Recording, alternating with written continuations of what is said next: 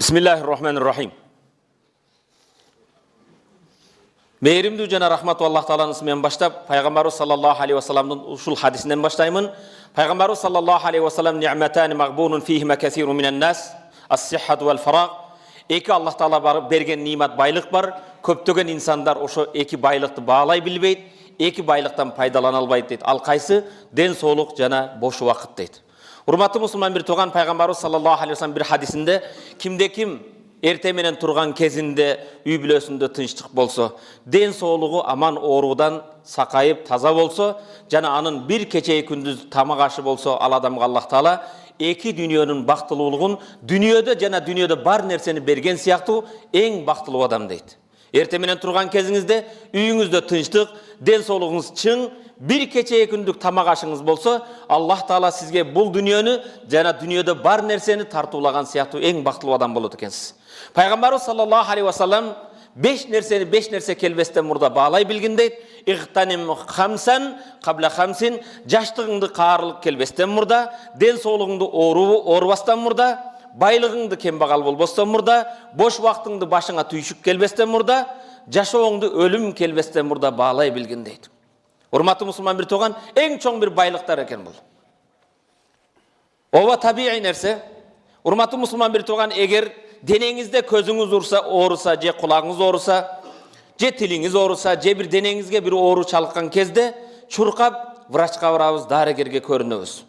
Бирок урматтуу мусулман, бир туган, бир ооруга чалыккан кезде, адам баласы денесиге оору болгон кезде врачты издеп, дары-дармек издеп, ошондой эле аптекаларга барып, дарыканалардан дары издеп калабыз. Бирок урматтуу мусулман, бир туган, оору келбестен мурда Пайгамбарыбыз саллаллаху алейхи ва салламдын сүннөтү менен жашайын, пайгамбардын буйругун аткарайын деп эч ойлонуп көрдүкпү?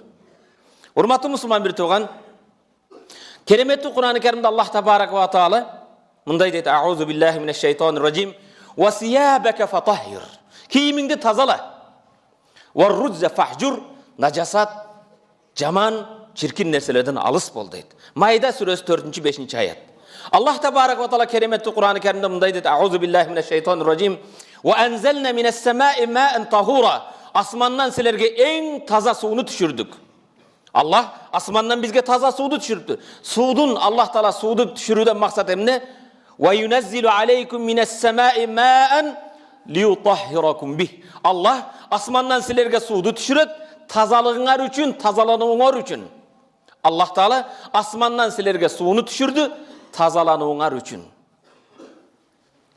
Allah Tebarek ve Teala keremetli Kur'an'da innallaha yuhibbut tawwabine ve yuhibbul mutatahhirin. Allah süyet tövbe kılgandardı, jana tazalanıp taza жүргөндөрдү süyet deydi. Hurmatlı Müslüman, bir tuğan, Peygamberimiz sallallahu aleyhi ve sellem özünün hadisinde at-tuhuru şatrul iman. Tazalık imandın bir bölügü deydi. Tazalık imandın bir bölügü.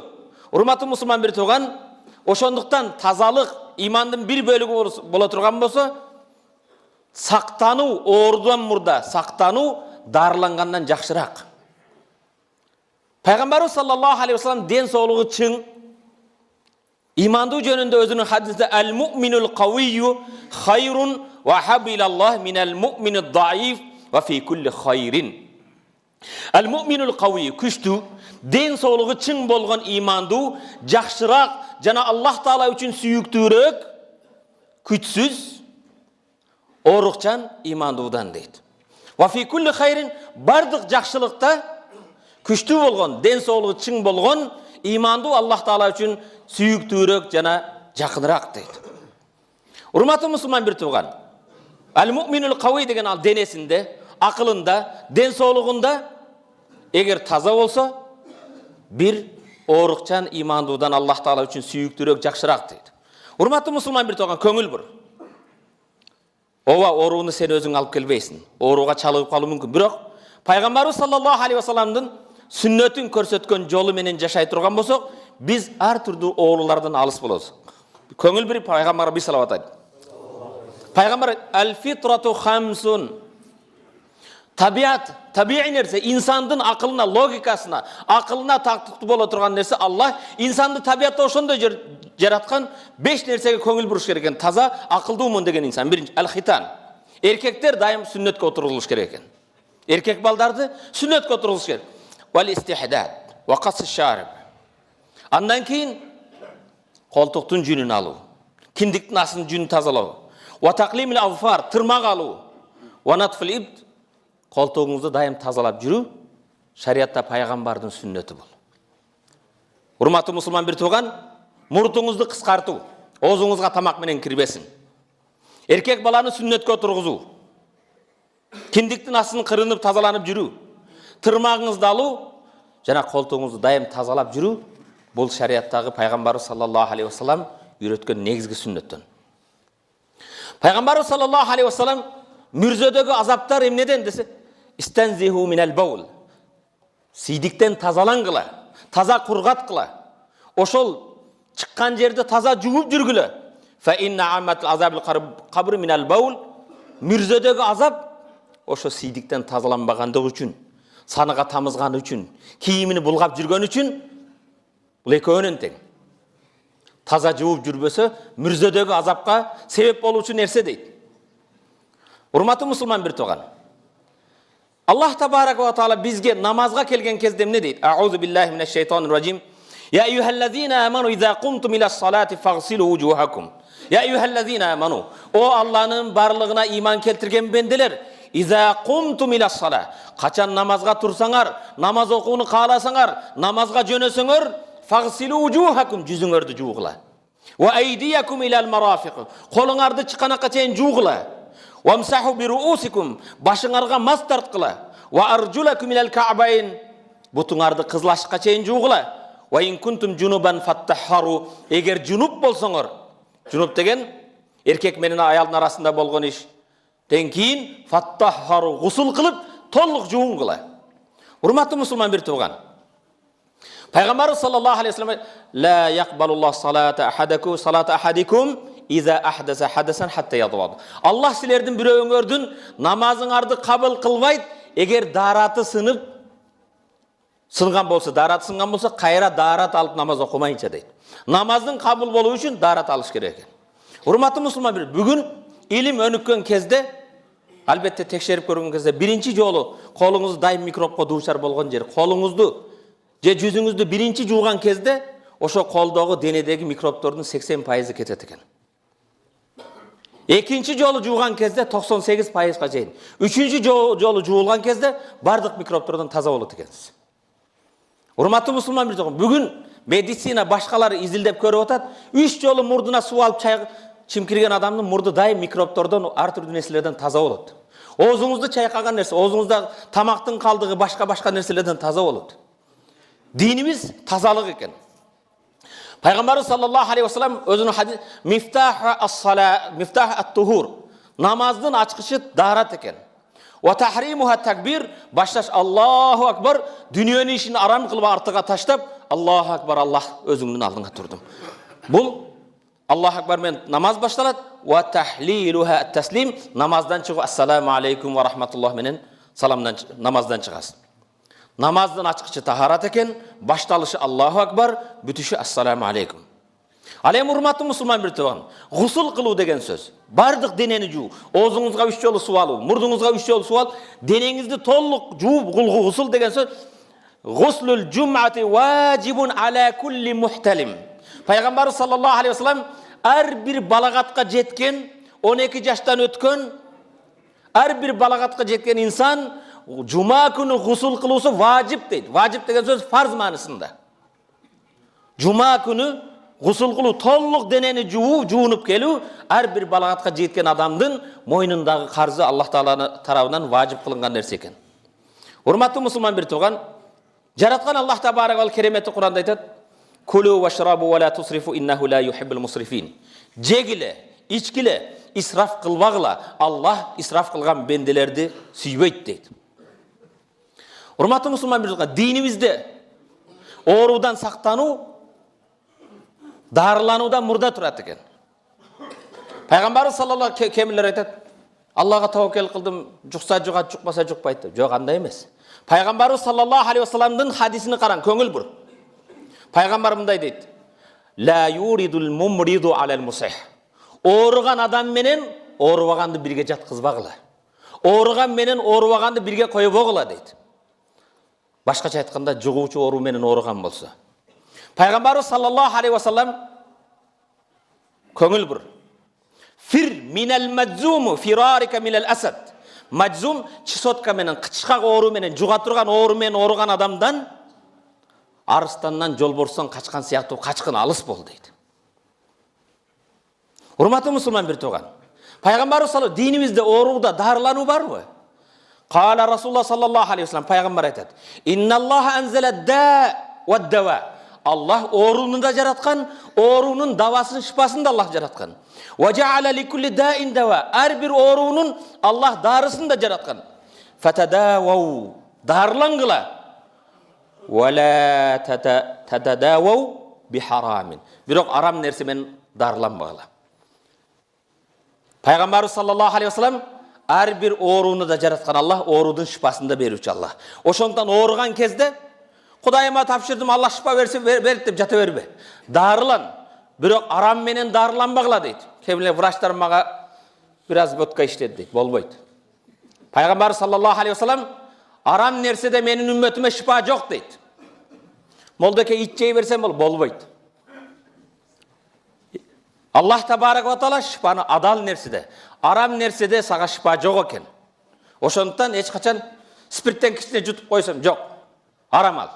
Арам нерсе мен пайгамбарга ишенем. Пайгамбар саллаллаху алейхи ва саллям бирөөсү көрсөтүп, "Булну дарыланууга колдонсо болобу" деп аракты көрсөтүп пайгамбар айтат: "Бул дава эмес, бул дарт" дейт, "Бул оору" дейт. Ал нерседе шифа жок. Жол издебеш керек. Урматтуу мусулман бир туган. Пайгамбар саллаллаху башка бир хадисте мындай дейт: "Жa'ala араби ila Rasul sallallahu Араби бир чөлдө тоодо жүргөн бирөөсү келди пайгамбарга айтты: "Я Расулаллах, ала натадава? Дарылансак болобу? Оорудан дарыланалыбы?" деп пайгамбардан сурады. "Нагам", пайгамбар ооба. "Я ибадаллах, тадавау." Эй Аллахнын бенделери, дарылангыла. Фа инналлаха лам яда даан илля вада ла шифа. Аллах кандай ооруду жараткан болбосун, ал оорудун шифасын да Аллах берген. Ау кала дава илля да вахид. Аллах бардык ооруга шифа берген, бир гана оорудун дарысы жок деди. Кайсы оору? Ал харам, карылыктын дарысы жок деди. Карылыктан дарыланбайсың. Урматтуу мусулман бир туган, пайгамбар бардык оорудун дарысы бар дептир. Бүгүн кээ бир ооруларга дары жок десе, илим жетишпеди. Аллах бир күн бирөөгө ошону насип кылса, ал оорунун да давасын табат. Бүгүн 21-жылында дүние жүздөгү бардык данышман дарыгерлердин башын оруткан 21-кылымдын, 22-кылымдын чумасы же оорусу, спид оорусу. Анын дарысы жок дейт. Дарысы вала тaqrabu zina innahu kana fahishata wa sa'a sabila. Зинага жакын болбогула. Жакын барбагыла. Зина кылба деген жок. Жакынына да барба. Бул эң жаман чоң күнөө. Урматтуу мусулман бир туган, пайгамбарыбыз саллаллаху алейхи ва саллям ар бир оорудан дарыланууга да буйруптур. Ошондой эле ооруга себеп боло турган нерселерден пайгамбар тыюу салган. Иттакул лаанайн. Эки жерде наалатка калуудан сактангыла. Эки наалаттан өзүңөрдү алыс кылгыла. Көңүл бур. Пайгамбар саллаллаху алейхи ва саллям иттакул лаанайни. Эки наалаттан сактангыла, этият болгула. Эки жерде наалатка каласың дейт. Наалат деген Аллахтын рахматынан алыс, азабына жакын, дозокко түшө турган. Инсандардын тилинде наалатка кала турган нерсе аллази ятахалла фи тариқин нас ау зиллихим. Кайсы десе, адамдардын жолуна дарат сындыргандан, жана адамдар эсел атылган, көлөкөлөй турган жерге барып, дарат сындыруудан сактангыла дейт. Элестеткин, паркка барсаң бирөө отуруп койгон, сен эмне дейсиң? Жара чыксын дейсиң да. Наалат айтасыңбы? Же рахмат дейсиңби? Көчөңдө баратасың, лифтке башкага булгап койгон, какырып койгон, эмне дейсиң? Ошол эки наалаттан сактангыла. Бул нерсени жасабагыла дейт. Пайгамбарыбыз саллаллаху алейхи ва саллям Аллах таала менин үммөтүмдүн сооп иштерин көрсөттү. Жана жаман күнөө иштерин көрсөттү дейт. Пайгамбар саллаллаху алейхи ва саллям менин үммөттөрүмдүн сооп иштеринин арасында мечитке бирөө какырган болсо, королорду, ошону көмүп койгондор да сооп экен чоң. Пайғамбарыбыз саллаллаху алейхи вассалам бір күн мешіттің дуалына біреудің қақырығын көрді да, Пайғамбарыбыз саллаллаху алейхи вассалам келіп, бір дарақтың небесімен тазалап, андан кейін зафиран деген житту дарақтың небесімен сүртіп қойды. Урматты мұсылман бір туған. Мына бүгін кейбір орлар айтады, қақырып деп атады, түкіріп деп атады, көміп қойды деп атады. Бұны бүгін айтып жатса, Пайғамбарыбыз саллаллаху алейхи вассалам 14 қылым мұрда өзінің үмметіне мұсылмандарға ескертіп кеткен. Пайғамбарыбыз саллаллаху алейхи вассалам мындай дейді: "Ла ябуланна ахадукум фил ма'i даим." Ей менің үмметім, біріңер де ақпай тұрған суға сибегіле дейді. Көлге баруға бес алып, көлді бұлғауа, бассейндерді бұлғауа. Бүгін айтып атау. Бұны Пайғамбарыбыз саллаллаху алейхи вассалам 14 қылым мұрда. Аллази ла яжру сумма яғтасил фи. Ақпаған суға кейін дара сындырып, кейін аға жуынбағыла дейді. Ошол ооруларды алып келеді. Ва яқулу саллаллаху алейхи вассалам, пайғамбар айтады, бір көңіл бір пайғамбар салават саллаллаху. Иза истайқаза ахадукум мин манамихи фала яғмисанна яда фил ина хатта яғсилаха саласан. Сілердің біреуіңер ерте менен ұйқыдан тұрған кезде тур барып халадиліктен бір нәрсені жеп баштаба. Пайғамбар айтады, сілердің біреуіңер ерте менен ұйқыдан тұрған кезде қолыңарды 3 жолы жуымайынша, қолыңарды башқа суға еш жерге салбағыла дейді. فَإِنَّهُ لَا يَدْرِ أَحَدُكُمْ أَيْنَ بَاتَتْ يَدَاهُ. Себеп ұйқыдан тұрған кезде түні қолың қайда жарғанын, емне қылғанын білбейсің. Түні менен қолың қайсы жерде болды, емне қылды білбейсің. Ерте менен ұйқыдан тұрған кезде қолыңды 3 жолы жуымайынша, чақаға да башқа жерге де қолыңды салбағын. Нан жебегін. Же балаң біреу нан сұраса алып беріп, тойғызып баштабағын. Урматты мұсылман бір туған. Ошондуктан фәлвиқая хайрун минал илаж. Динибизде сактануу дарыланудан жакшыраак, жогорураак турат экен. Пайгамбарыбыз саллаллаху алейхи вассалам ошол сактануу, оорудан алдын сактануу үчүн бир гана тазалык, жуунуу, гусул же даарат эле эмес экен да. Пайгамбарыбыз саллаллаху алейхи вассалам кулу вашрабу ва ла тусрифу иннаху ла юхиббул мусрифин. Жегиле, ичкиле, исраф кылбагыла, исраф кылганда Аллах сүйбөйт дейт.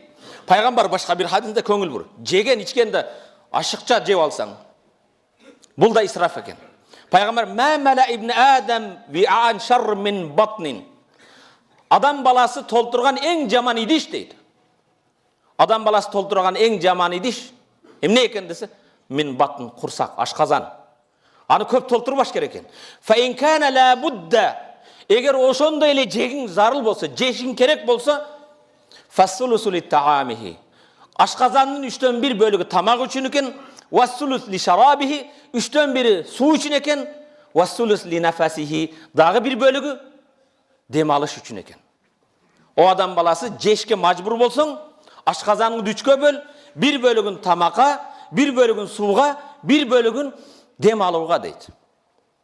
Біз Орта Азиялықтар 3-ке бөліп, бірін қамырға, бірін етке, бірін нанға тойдырып алып, же ұқтай албайды, же демала албайды. Кекіріп анан орып жата бересің. Урматты мұсылман бір туған, қараң, динimiz тазалық, ат-тухуру шатрул иман. Тазалық имандың бір бөлігі. Аллах мындай дейді, мешітке келген кезде, я бани адам хузу зинатакум инда кулли масжидин. Ей адамдың балдары, хузу зинатакум. Ең таза, қоз, киіміңерді кигіле, инда кулли масжидин, ар бір мешітке келген кезде, ар бір сажда қылам деп келген кезде, ең таза киімің менен келген. Вакулу вашрабу ва ла тусрифу иннаху ла юхиббул мусрифин. Жегиле, ичкиле, исраф кылбагыла, исраф кылганда Аллах Таала сүйбөйт дейт. Жан кийим болуш шарт эмес, таза болушун дейт. Ар бир намазга келген кезде эң таза жакшыңарды кийип келгиле дейт. Азыр урматтуу мусулман бир туган кечиресиң, кээ бир нерсе мисал берсе, депутат, губернатор же бир министр өзүнүн приемуна чакырып калса канча ойлоносуң. Эртең кайсы костюмду кийсем, кандай таза болуп барсам, сен Аллахның алдына барат келсін. Жаратқанға сажда қылғаны келетасың. Аллахның үйіне келетасың. Ошондуктан урматтуу мусулман, Аллах Таала, я бани адам, ей адам балдары. Я мулал, ей моллалар деген жок. Я бани адам, ей адам балдары, хузу зинатакум. Зинат, қооздола турган, жасана турган кийимиңерди алгыла, ар мечитке барган кезде. Урматтуу мусулман, бир туган пайгамбарыбыз саллаллаху алейхи вассалам мындай дейт. Азыр bizde кейбір бара қызамық башқа оорулар болып атпайбы? Пайғамбар айтады: "Иза сами'тум бит-таун." بأرض فلا تدخلوها وإذا وقع بأرض وأنتم بها فلا تخرجوا منها فرارا إذا سمعتم بالطاعون بأرض eğer bir жерде, bir шаарда, bir мамлекетте жуга турган оору пайда болгонун уксаңар, Эбола башка окшогон, فلا تدخلوها ал жерге кирбегиле, барбагыла, сапар кылбагыла. وإذا وقع بأرض وأنتم فيه بها eğer силер жашап турган айылда, же үйүңдө болсо, же силер жасаган шаарда болсо, فلا تخرجوا منها андан качып чыкпагыла дейт. Al-muqim fil ardı keşşehid. Eğer oşol жерде оруну башкаларга жугушпастан, качпастан, ошол жерде өтүп кеткен адам шахид сыяктуу өтөт дейт. Башкаларга жуктурбастан, ошол жерде чыдап, эгер каза болуп калса, ал шахид сыяктуу өлөт. Wal farru minha ал оорудан качып, ошол микробторду, ооруларды көтөрүп башкаларга алып барып жугузган адам кал фар миназ захф мекенди коргоодон качкан сыяктуу дейт. Мекенди душмандан коргоодон качкан сыяктуу адам дейт, күнөөкөр болот. Урматтуу мусулман бир тууган, динди түшүнүшүбүз керек. Түшүнбөстөн ар түрдүү фатва бирдемелерди айтпаш керек. Кээ-бирлер динди да терең түшүнбөстөн, же бир хадистин маанисин терең түшүнбөстөн эмелестетип көрдү. Дин адамдын акылына сиңген, Аллах табарак ва таала акылы өз жайында болгон адамдын акылды кабыл ала турган нерсе бул дин эмес. Эгер бирөө айтса да менин давлениям көтөрүлгөн сайын соом көп болот десе туурабы? Бирөөсү айтса, жок мен сахар менен ооруйм, кантты башканы жей берем, сооп болот десе, туурабы, туура эмеспи? Урматтуу мусулман бир тууган, инсандын душмандары өтө көп. İnsandın en çoğ düşmanı, adam zatının en çoğ düşmanı bu cahildik, nadandık, özünün dini jönündө. Allah Tebarek ve Taala'nın, Kur'an'ın, ayetlerin, peygamberin, hadislerin düşünüp düşünböstön her türlü söylegen cahildik, en jaman düşmandık. Hurmatlı Müslüman bir tuğan. Oşondan kayra köngül bur. Peygamber iza sami'tum bit-ta'un bir ardın. Eğer bir yerde o joğuştu oğru bolup jatkanын уксаңар al жерге кирбегиле, барбагыла. Күндөрдүн биринде Hazreti Umar, sen Umar'dan кыйынсыңбы? Peygamber sallallahu aleyhi ve sellem eğer deyt, menden keyin peygamberlik bolsa Umar peygamber bolmok deyt. Her bir ümmetin ilhamdığı var deyt. Menin ümmetimde mulhim ilhamdığı al Umar deyt. Hazreti Umar 7 yerde aytkan sözünden hiçbir ayırma olsun. Hazreti Umar'ın sözü de olup Kur'an'da ayat düşkün. Hazreti Umar'ın fikri boyunca. Hazreti Umar emne dese oşondoy ayat düşet. 7 yerde. Misali bittasi. Vattahizu min makami o İbrahim'e musalla. Tavaf kılıp jatkan kezde peygamberimize geldi. Ya Resulullah, İbrahim aleyhisselam'ın orduda namaz okusak dese Allah Teala Kur'an'da vattahizu min makami İbrahim'e musalla. İbrahim'in makamında namaz okugula dep Allah'ın buyruğu geledi. Namazı, araktın aram bolusu bardı Hazreti Umar'ın duası menen keledi. Hurmatlı Müslüman bir tuğan, arak, akılda aynatadı başkaga Hazreti Umar, jaratkanga жалбарып, ey Rabbim, arak jönünde bizge ayat düşürsen deydi. Arak jönünde 4 ayat düşet. Kebirler aytat, şarap Kur'an'da kelgen go şarap bolot eken deydi. Kur'an'da bilbesden bilciri var. Kur'an'da şarap jönünde birinci kelgen ayat, وَمِنْ ثَمَرَاتِ النَّخْلِ وَالْاَعْنَابِ تَتَّخِذُونَ رِزْقًا حَسَنًا وَسُكَرًا. Siler cüzümdün, jana kurmanın suusundan içimdik alasыңар, mast kıla turgan degen, bette aram degen ayat yok. Birinci ayat uşul. Ekinci ayat, Hazreti Umar, Müslümanların arasında araktın kesepetine köp kılmışlar bolgandan ki, Rabbim, bul jönünde bir ayat düşürsen deydi. Ekinci düşkün ayat, يَسْأَلُونَكَ عَنِ الْخَمْرِ وَالْمَيْسِرِ قُلْ فِيهِمَا اسْمٌ كَبِيرٌ وَمَنَافِعٌ لِلنَّاسِ وَإِسْمُهُمَا أَكْبَرُ مِنْ نَفْعِهِمَا يَسْأَلُونَكَ عَنِ الْخَمْرِ وَالْمَيْسِرِ. Ey Muhammed, jakında Müslümanlar kelip senden kumar jönünde, arak jönünde suraşat. Kul aytkın فِيهِمَا اسْمٌ كَبِيرٌ وَمَنَافِعٌ لِلنَّاسِ. Bunda çoğ güne var, adamlarga payda var. Wa ismuhuma akbar min naf'ihima. Biroq arak menen kumardın günösü paydasından jogorrak, paydasından ziyanı küçtүү dep жооп bergin dedi. Bul jerde de aram degen jok, biroq günösü var, günö paydasından kayсы paydası? Mekkelikler Şam'dan alıp kelip oşol satat ele, başka kılat ele, materialдык жактан. Kumarda keyde utat, başkalarga ziyan. Biroq paydasından ziyanı küç dedi. Kebir imanı küçtүү musulmanдар bunun paydasından ziyanı jaman bolsa içmeyle koydum dedi. Biroq kebirler dagı ele içelek. Dağılıya taştagan çok hiçbiri. Üçüncü Kur'an'da düşkün ayet. Ya eyyühellezine amenu la taqrabus salata ve antum sukara hatta ta'lamu ma taqulun. O Allah'ın barlığına bilgine iman keltirgen bendeler. Namazga jakın jolobogula. Sizler mas bolgon kezde süйлөгөн sözüңөрдү bilmeyinçe, emне деп атканыңарга маани бермейинче, акылыңарды иштетмейинче, оозуңардан чыккан сөздүн маанисине түшүнмөйүнчө, башкача айтканда акылыңар жайына келмейинче, мастыгыңар таркамайынча намазга жакын жолобогула деген Курандагы 3-аят. О Алланын барлыгына билге иман келтирген бенделер, намазга жакын жолобогула. Эгер мас болсоңор, хатта та'лам ма тaqulun, айтканыңарды билмейинче, сөзүңөргө түшүнмөйүнчө, акылыңар ордуна келмейинче деген сөз. Кээ-бирлер айтты, мас болгон кезде намазга жакын болбой турган болсо, мени менен Алланын арасында байланыш болгон намазыма зыян болсо, аракты ичпейм деп токтотту көбү. Бирок кээ-бирлер кеч Кур'анды окугандан кийин жол издегендер көп го. Ичип алып бамдаткача кайфы таркап, акылы жайына келгенде окуй берди. Бирок күндөрдүн биринде арабтар биздин кыргыз элиге окшош шайыр, акындар айтышып жатып, бири-бирине урушуп кетип, мас болуп, бирөөсү төөнүн сөөгү менен экинчинин башын жарып койгон кезде Хазрет Умар Аллах Таалага жалбарып 4-жол сурайт. Аллахым, арак жөнүндө бир аят түшүрсөң дейт. Ал кезде Аллах Таала иннамал хамру вал майсир вал азламу риджсун мин амали шайтан. Албетте арак, жана кумар, жана палачу, чучукулак тартып гадалка кылуу, булар мин амали шайтан, шайтаны фажтанибу, сактангыла, алыс болгула. Ичпегиле деген жок, фажтанибу, ичилген жерден да алыс бол, жакын жолоба деген сөз. Сага чачырайды, зияны жетет деген сөз, фажтанибу. Албетте шайтан силердин араңарда көрө албастыкты, душмандыкты арак менен пайда кылат. Аяттын акырында Аллах Таала фахал антум мунтахун, ушул аят түшкөндөн кийин эми сактанасыңарбы, токтотосуңарбы дегенде интахайна я Рабб, ey Раббым, токтоттук деп 4-аят. Урматтуу мусулман бир тууган, мурдагы 3 аяттын өкүмү жок. Акыркы Аллах Тааланын буйругу келгенден кийин мурдагы аяттар күчүн жоготот. Ошондой эле урматтуу мусулман бир тууган, эмне үчүн бул жерге кирип кеттим? Хазирети Умардан акылдуу кыйын болбогун. Хазирети Умар өзүнүн аскерлери менен Аллах Тааланын динин жеткизүү үчүн бараткан кезде бир Шам мамлекетине жакын келет.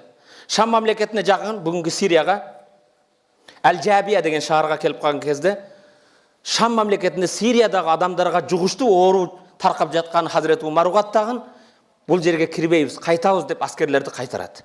Анда кээ-бир сахабалар я амирил муъминин афирара мин казаилlah, имандуулардын падышасы, Аллахнын тагдырынан качабызбы? Аллах пешинеге жазган болсо жугат. Пешинеге жазган болбосо жукпайт, кире бербейбиз дейт. Хазирет Умар мындай дейт. Ин дахална иля шам фа би казаилlah. Эгер Шамга, Сирияга кирсек та Кудайдын тагдыры. Акылды берген Аллах Таала берген акылды иштетип, кирбей сактануу да бул Кудай Тааланын тагдыры дейт. Кудай Тааланын айтканы болот деп мына 2-этаждан таштай берчи. Физиканын тартылуу күчү эмне кылат сени? Аллах акылды бергенден кийин ошо сактануу дагы бул эмне экен? Тагдырдан. Бардык нерселер та. Пайгамбар саллаллаху алейхи вассалам заманында бир сахаба келет дагы. Жүгүрүп бешикке кирсе, төбөсүн байлабайт. Пайгамбар төбөңдү байлап койбойсуңбу десе, таваккал Аллах, Кудайга тапшырдым дейт. Байлап койду, андан кийин таваккал кыл. Машинаңды өчүрбөй кире берчи, скоростта. Урматтуу мусулман бир тууган, тобокел Аллах берген акылды иштетип, кийин натыйжаны Кудайга тапшырасың.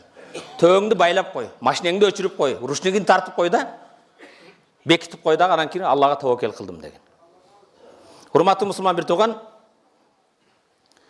фала юридул мумриду алал мусих.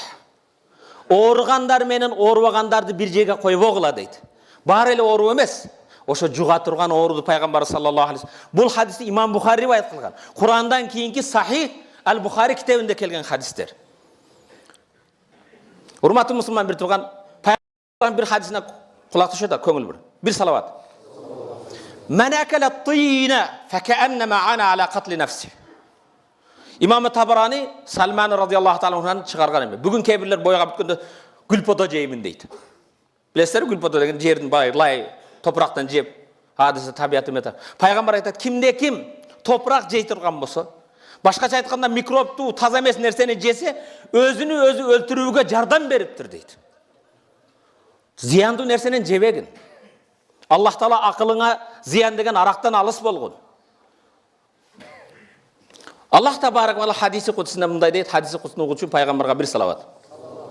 Я ибади, лау анна awwalakum wa akhirakum Wa insikum ve jinnukum qamu fi sa'idin wahid.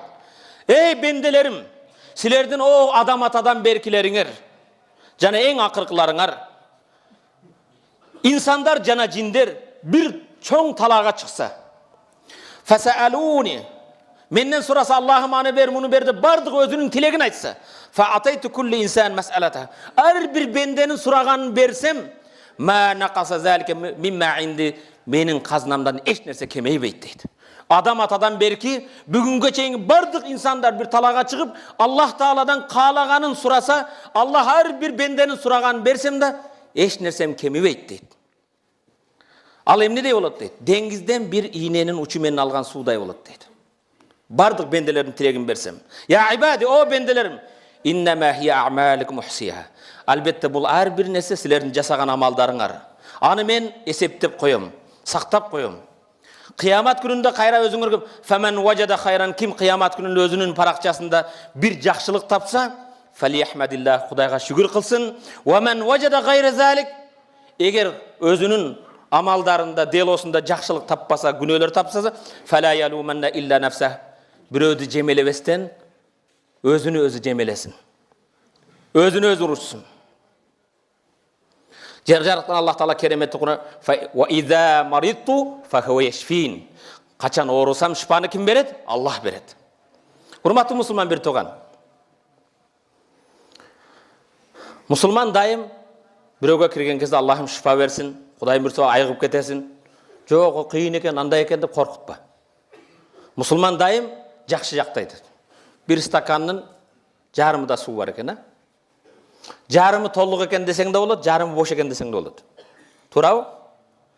Oşoндуктан biz daim jakşı jagын aytышыбыз керек. Jaratkan Allah Tebaraka ve Teala sağa jakşı söz oğrugan adamga bir jölök. Hurmatlı Müslüman bir togan. Dinimizde darılanуу бар, бирок бакшыга барбайсың, көз ачыкка барбайсың. Көз ачыкка, бакшыга барып, жолумду ачып кой. Содамды жүргүзүп кой. Байкуш өзүнүн содасы жок анын. Эгер сенин жолуңду ача алса, соода кыла алса, сага жардам бере алса, ош базарда сементте отурбайт эле ал. Алдына балык кармаган балыкчы сыяктуу, балыкчы куртту жакшы көрбөйт. Балыкты кармаш үчүн куртту колдонот ал. Жанына Куранды коюп койгон. Курандын bir аятын билбейт валлахи. Куран ага наалат айтат. Теспени коюп койгон, камчыны коюп койгон. Өзүнчө кыйын болуп. Эгер анын колунан жакшылык келсе, биринчи өзүнүн жолун ачып, өзүгө bir мандат алып, о жогорку кеңеште отурмак. Эгер анын колунан bir жакшылык келсе, өзү Дордойдон, нолевой прохаттан 2-3 контейнерди алып, арендага берип коюп, жырга отурмак ал. Ал сенин жолуңду ача албайт. Жоготкон жылкыңдын жерин билсе, ал сенден мурда барып алмак. Урматтуу мусулман бир тууган. Күзү кызыма жуучу келбей жатат. Ага жуучу келдирүүдү билсе, эң жакшы бир бай эркекке тийип алмак, өзүнүн ери жок. Ал сага эч качан жардам бере албайт. Ошондон пайгамбар айтат: "Мен ата кахинан", кимде ким бир бакшыга барса, аваррафан, же бүгүн биларманга барса, өзүнчө карап туруп, картадан карап, фасаддакаху бима якул, ошо бакшынын айтканына ишенсе, факад кафара бима унзила ала Мухаммад, Мухаммад алейхиссаламга түшкөн динге, Мухаммад алейхиссаламга келген Куранга кафир болду дейт ал. Эгер келсең, инсаддакта, эгер шонун сөзүгө ишенсең, иманыңдан ажырайсың. Эгер ишенбестен эле барып ошого ихлас менен барсаң, 40 күнгө чейин Аллах ибадатыңды кабыл кылбайт.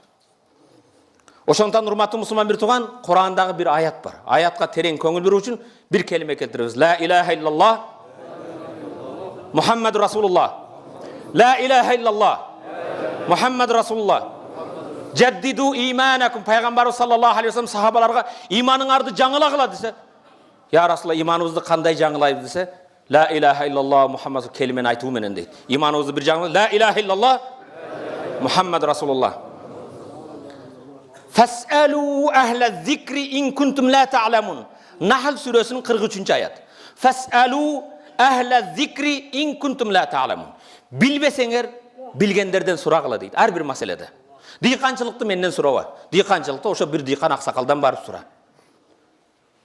Oğurup kalsan barıp dariger vrachtan suraysın. Dini mesele olsa menden suraysın. Sodagер olsa bizneslerden suraysın. Biznesmenden suraysın. Her bir nerseni bilbegen nersengdi bilgenden suraysın. Oşontan urmatlı musulman bir tuğan, Peygamberimiz sallallahu aleyhi ve sellem bir hadisinde mınday deydi da, men tusbihu bisaba tamaratin. Kimde kim ertemenen turgan kezde 7 hurma jese deydi. Acba degen hurma var Madine'de ösöt. Acbatul baraka dep. Kimde kim bir günde sahar menen turganda 7 hurma jese, min tamril Madina'nın hurmasından lam yadurhu sihrun wala sumun. Al adamga oşo jegen günü sıyqır da tasir kılbaydı deydi, u da tasir kılbaydı deydi. Бұл hadiste ne üçün айтып отам? Пайғамбар саллаллаху алейхи вассалам kimde kim ertemenen 7 hurma жей турган болсо дейди, ажбатыл баракадан. Ошол жеген күнү ага сыйкырчынын сыйкыры да, ысытма суутмасы да таасир кылбайт. Ага оокатына бирөө у кошуп берсе да таасир кылбайт дейт. Башкача айтканда, урматтуу мусулман бир туган, бул пайгамбар саллаллаху алейхи вассалам бул хадисти айтуудан максат Мадина Мунавваранын ошо ажбатыл баракада өзгөчө бир эме бар экен. Бүгүнкүсүдөй баягы инсандын иммунитетин көтөргөн, же болбосо бүгүн кээ бир ооруларга врачтар айтып атат, эмне алыш керек дейт? Укол алып, алдын алып сактангын деп атат, Ошондуктан биз дини инсандар укол алгын деген сөздү мен айтпаймын. Бул маселени врачтардан сурайсың. Бирок сактануу ар бир мусулмандын мойнундагы милдети. Пайгамбар саллаллаху алейхи вассалам да бетте ишара кылып, кээ бирлер айтат, кээ бир уколду ала турган болсо баланан тап чыгат экен, ооруйт экен дейт. Кээ бир чоң нерсенен сактануу үчүн кичинекей нерсенен колдонуп ал. Пайгамбар саллаллаху алейхи вассалам динибизде ла дарар ва ла дирар. Бирөөгө зыян да бербегин, бирөөдөн зыян да албагын дейт. Баланы эмнеге сүннөткө тургузуп атабыз? Ооба, сүннөткө турган кезде кескенде кандай ыйлайт? Оорутабы? Оорутайт, жара айыкча оорутат. Бирок кийинки микроб калуудан жана башка оорулардан сакталып атпайбы? Ошондуктан бүгүнкү күндөгү эмелерде кээде ким эле болсо молдолор же дини адамдар антып атат. Жок. Молдолор бул маселеди айтпайт. Бул маселени врачтардан сурайсыңар. Урматтуу мусулман бир туган, динибизде ла дарара ва ла дирара. Бирөөгө зыян берүү да жок, бирөөдөн зыян алуу да жок. Сөзүмдүн акырында, урматтуу мусулман бир туган, бул маселени көп эле айтып келдим, дагы бир жолу айтып коюу жакшы.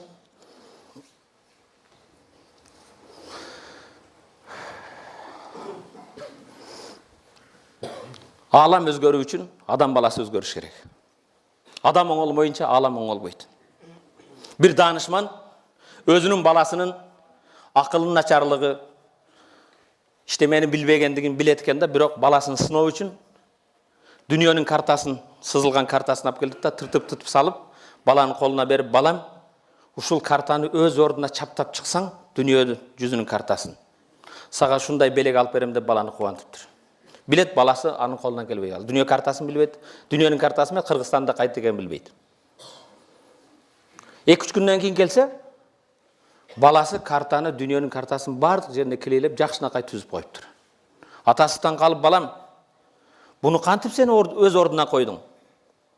Мен билет элем, сен муну жасай албайсың. Ким жардам берди десе, ата туура дейт. Мен 2-3 күн ойлонуп жасай албадым. 3-чү күн картанын арт жагына карасам дейт, адамдын сүрөтү бар экен дейт. Ошо адамдын сүрөтүн өр жезине чаптап чыксам, биягыда карта өз ордуна келип калды дейт. Башкача айтканда, аламды оңдойбуз десе адам оңолуш керек экен. Адам оңолсо алам оңолот. Урматтуу мусулман бир туган, биздин атабыз Адам. Адам атынын балдарыбыз, Хава эненин балдарыбыз. Бирок урматтуу мусулман бир туган, арабтарда дайым айтып келем, бир эң жаман сөз бар, калб ибнил калб. Иттин баласы деген сөз өтө оор нерсе.